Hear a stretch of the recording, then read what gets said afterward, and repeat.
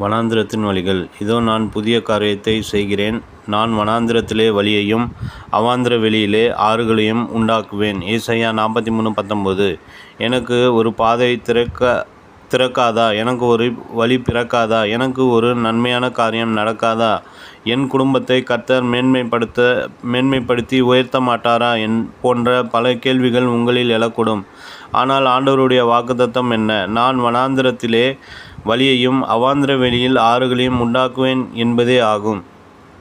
மனுஷன் பல பாதைகளை மூடலாம், வாசல்களை அடைக்கலாம். எரிகோ அலங்கத்தில் உள்ளது போல வெண்கலக் கதவுகளும் இரும்பு தாழ்பால்களும் உங்களுக்கு சவால் விடலாம்.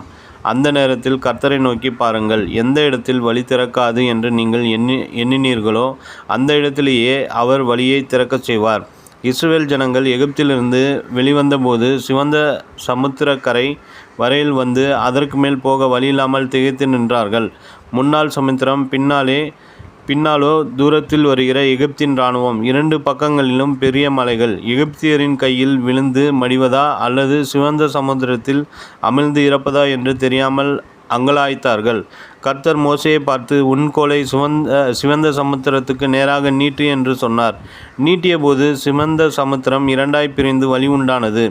அதுபோலவே யோர்தான் நதிக்கரையிலே வந்து யோர்தானின் வெள்ளத்தை பார்த்து இஸ்ரவேலர்கள் பயந்தார்கள். அறுப்பு காலம் முடியும் வரைக்கும் யோர்தானில் பெருவெள்ளங்கள் ஓடிக்கொண்டே இருக்கும். எப்படி இந்த பெருவெள்ளத்தை கடப்பது? எப்படி வழி உண்டாகும் என்று பயந்தவர்களாய் உடன்படிக்கை பெட்டியை சுமந்த ஆசாரியர்கள் யோர்தான் நதியிலே கால் வைத்தபோது அது 2 பிரிந்து வழி உண்டானது. கர்த்தர் உனக்காக வழியை திறக்க நினைக்கும்போது யாராலும் அதை தடுக்க முடியாது. அவர் வெண்கல கதவுகளை உடைத்து இரும்பு தாழ்பால்களை முறிக்கிறவர். அவரே தடைகளை நீக்கி போடுகிறவர், நமக்கு முன் செல்லுகிறவர். மீகா 2:13. ஒருவரும் பூட்டக்கூடாதபடி திறக்குகிறவர். சாத்ராக், மேசாக், ஆபேத் நேகோவை அக்கினி சூளையிலே தூக்கி போட்டார்கள். அங்கேயும் கர்த்தர் வழி உண்டாக்குவாரோ? ஆம். அந்த சூளையில் பற்றி பிரகாசித்து கொண்டிருந்த அக்கினியின் மத்தியில் கர்த்தரே இறங்கி உலாவி அவர்களுக்கு வழி உண்டாக்கினார். அவர்கள் மகிழ்ச்சியோடு சூளையில் உலாவினார்கள். கர்த்தர் அக்கினியின் உக்கிரத்தை அவித்து போட்டார். ராஜாவின் உள்ளத்தில் பேசி உயர்ந்த நிலைமைக்கு கொண்டு வந்தார். தேவ பிள்ளைகளே, வனாந்திரத்தில் வழியையும் அவாந்திர வெளியில் ஆறுகளையும் உண்டாக்குகிறவர் நம் அருமை ஆண்டவர். உங்களுடைய வாழ்க்கையையும் அவர் செழிப்பாய் மாற்றுவார். இதோ புதிய பாதை தெரிகிறது. கர்த்தர் புதிய வாசலை திறக்கிறார்.